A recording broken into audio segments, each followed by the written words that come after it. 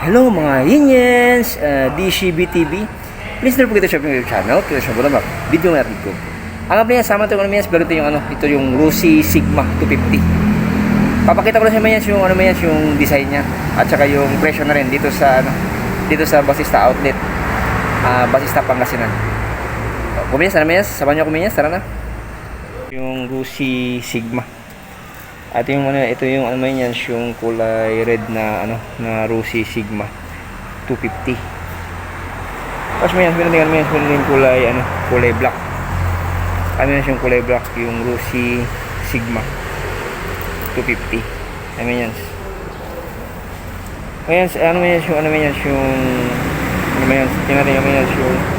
sukat ng gulong sa harap mga yan. Naka-disc brake siya. Yung sukat ng gulong niya mga dito sa harap mga Yiniens is harapin nyo sa yan 110 by 70.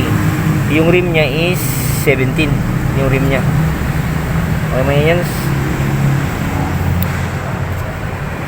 Tapos yung niya mga Yiniens yung ito yung ito yung flasher niya. Ito yung design ng mga Yiniens yung niya sa likod, ilaw niya sa likod, yung design niya. Yung flasher niya may Yiniens.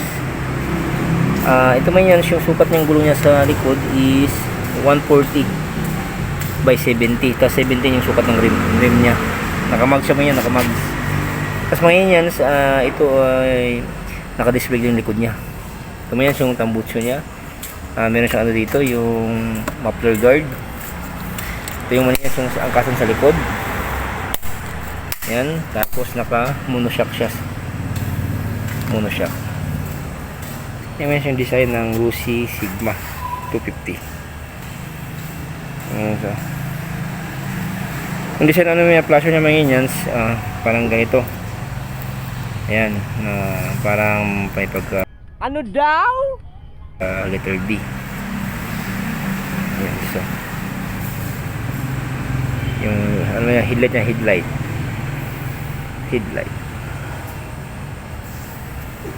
Sabi ni Bro Bernard, naka bulb type. Yung ng Rusi Sigma. Hindi pala siya naka LED light. Yan mga Yiniens yung Rusi Sigma 250. Yan, dito naman sa mga Yiniens, so naka-digital na. Naka-digital siya. No? Digital dito. Yan na yan, ito yung ilaw, kusina, flasher. Ano na siyang stop and go, tapos starter. Ito yung yung high low, tapos ito yung off. Ito mo yung susian niya. Ito mo yan yung Rusi Sigma.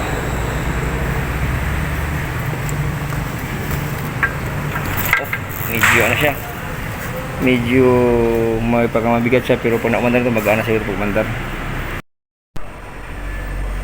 Okay mga Yiniens, yun naman yan sa araw ito mga Yiniens.